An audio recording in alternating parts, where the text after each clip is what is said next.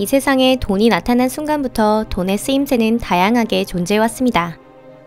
하지만 이 돈이 사용되는 분야에도 편차가 있어서 아무리 시간이 흘러도 돈이 쓰이지 않는 분야도 있죠. 수천 년이 지난 지금도 상황은 거의 변하지 않았습니다.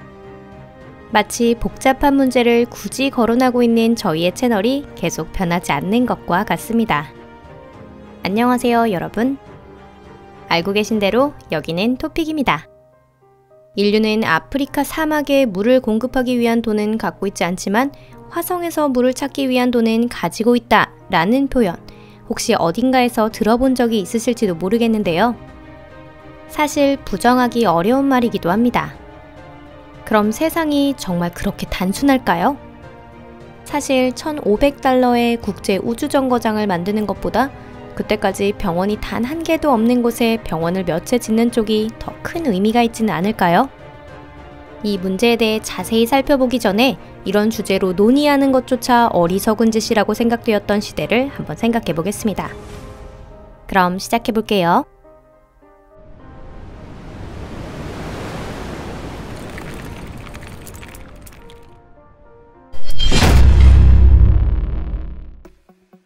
하늘이 우리와 더 멀었을 때, 제2차 세계대전이 끝난 지 얼마 되지 않았을 때, 소련의 과학자들이 바이코누르 우주기지에서 세계 최초의 인공위성을 쏘아 올렸습니다. 이 인공위성은 4개의 긴 안테나가 달린 작은 철로 된 구체였는데요. PS-1이라는 암호명을 갖고 있었습니다. PS는 러시아어로 심플한 위성이라는 뜻의 약자입니다.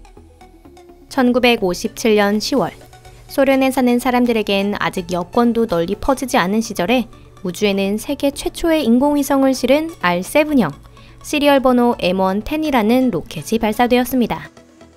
발사한 지 295초 후 중앙의 블록이 궤도에 올랐고 315초 후에 위성은 첫 신호를 보냈습니다. 런던에서 로마까지, 리스본에서 뉴욕까지 세계에서 타스 통신의 발표를 본 수천 명의 과학자와 아마추어 무선 애호가들이 우주에서 보낸 신호를 포착했죠.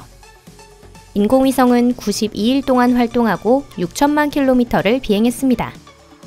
이는 20년간 지구 궤도에 있어온 현재의 국제 우주정거장의 활동 기간과 비교하면 그리 길진 않지만 당시는 이것이 궤도에 오른 최초의 인공위성이었어요.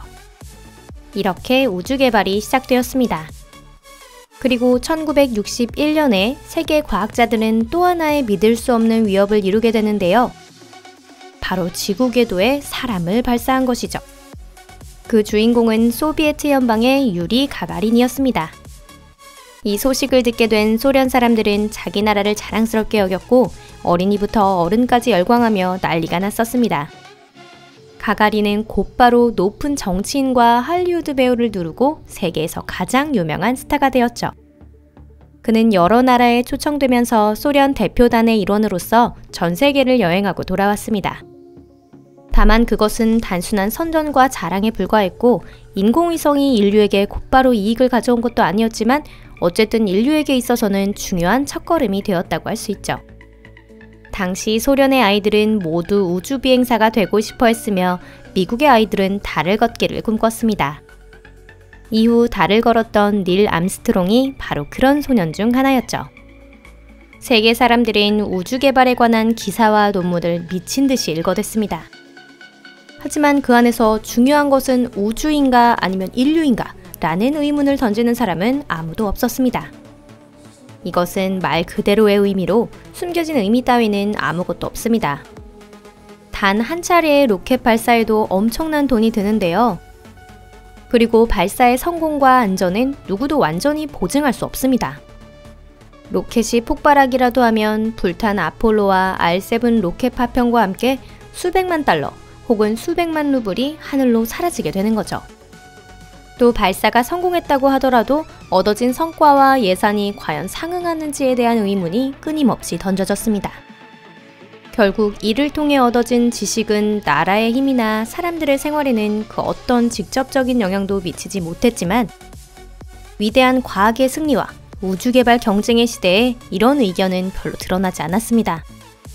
국가의 위신이 무엇보다 중요했기 때문이죠. 현재의 상황. 그 후로 많은 시간이 지나고 많은 것들이 바뀌었지만 우주 개발에 많은 예산이 필요하다는 상황만은 바뀌지 않았습니다. 다만 1960년대 소련과 미국이 수십억 달러의 예산을 쏟아부었다는 것과 유리 가가린이 세계를 내려다봤거나 암스트롱이 달 위를 걸은 것 등 현재의 우주 개발에 소요된 예산은 지구에 사는 극히 평범한 사람들에게 구체적이며 눈에 띄게 알기 쉬운 성과를 가져오고 있습니다. 여러분이 이 영상을 유튜브를 통해 보고 계신다면 그 안정적인 인터넷 통신을 지탱하고 있는 것은 인공위성입니다. 만약 TV를 보고 계신다면 그것이 인공위성 방송인 경우도 있을 겁니다. 인공위성은 멀리 떨어진 곳과의 통신에서 사용되거나 비 오는 날 여러분이 우산을 잊지 않도록 스마트폰으로 날씨를 예보해주고 있습니다. 또한 인공위성은 GPS 기능을 사용하여 여러분에게 길을 가르쳐 주는데요. 이것이 바로 미국이 군대를 위해 120억 달러를 쏟아부어 개발한 것입니다. 현재 GPS는 항공기나 선박, 공공교통기관에서도 사용되고 있는데요. 일론 머스크가 민간 로켓을 쏘아 올리는 것을 보거나 거리에서 친구가 여러분을 빨리 찾을 수 있도록 위치 정보를 보내는 시대에 살면서 최신 기술의 발전에 놀라지 말라고 하는 것도 말이 되지 않습니다.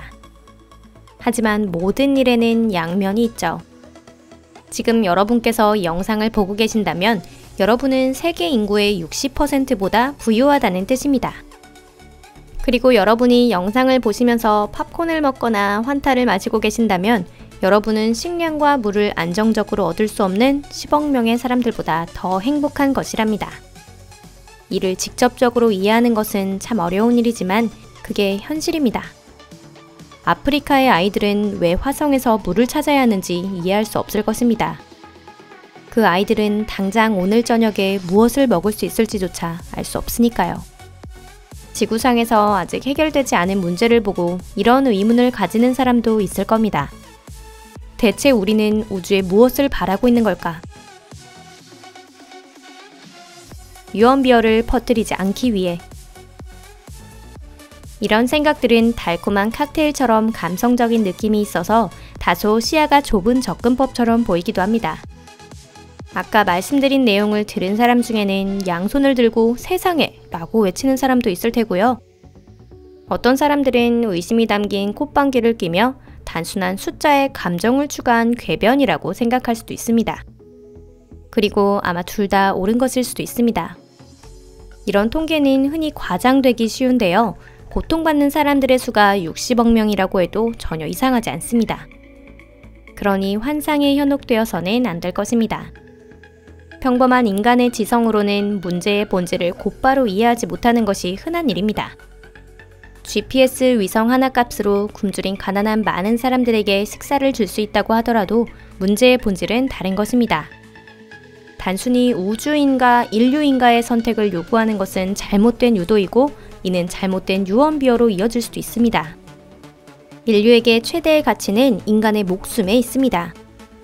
현재 우리는 우주에 투자하고 있으며 장래 우주는 지구의 자원이 바닥났을 때 인류를 멸종으로부터 구하기 위한 공간을 제공합니다.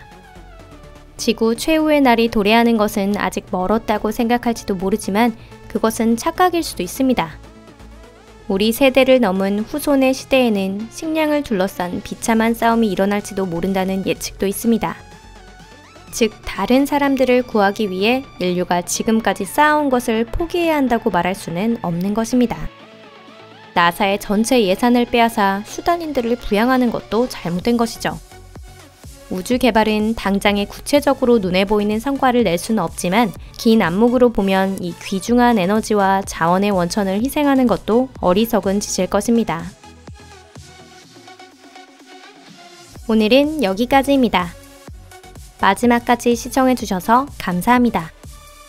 별로 확신은 없지만 어쩌면 완전히 정반대의 분야인 군사적인 부분에서 구제 방안을 찾아보는 건 어떨까요? 물이나 농업 이상으로 전차와 항공모함에 돈이 낭비되는 동안 우주냐 인류냐를 묻는 것은 의미가 없습니다. 하지만 이건 역시 분쟁이 끊이지 않는 우리의 세계에서 비교적 더 나은 평화를 얻기 위한 보증이 되는 것이 아니냐는 자문자답에 빠져버립니다. 인류가 전쟁을 그만둘 수는 없을 것입니다. 그리고 새로운 인류는 그렇게 만들어집니다. 비록 모든 국가가 모든 무기를 포기하기로 합의하더라도 어딘가에 짓궂은 대통령은 아주 조금이라도 몰래 남겨둘 것입니다. 이런 예는 얼마든지 있는데요. 하지만 이것에 대해서 얘기하자면 또 끝이 없습니다. 우리가 말할 수 있는 것은 우주를 버리는 것이 인류의 문제를 해결하는 것으로 연결되지는 않는다는 것뿐입니다. 그런 일을 하면 문제를 더 악화시키고 우리 미래가 빼앗기게 될 뿐입니다. 여러분의 생각은 어떠신가요? 그럼 저는 다음 영상에서 찾아뵙겠습니다. 안녕히 계세요.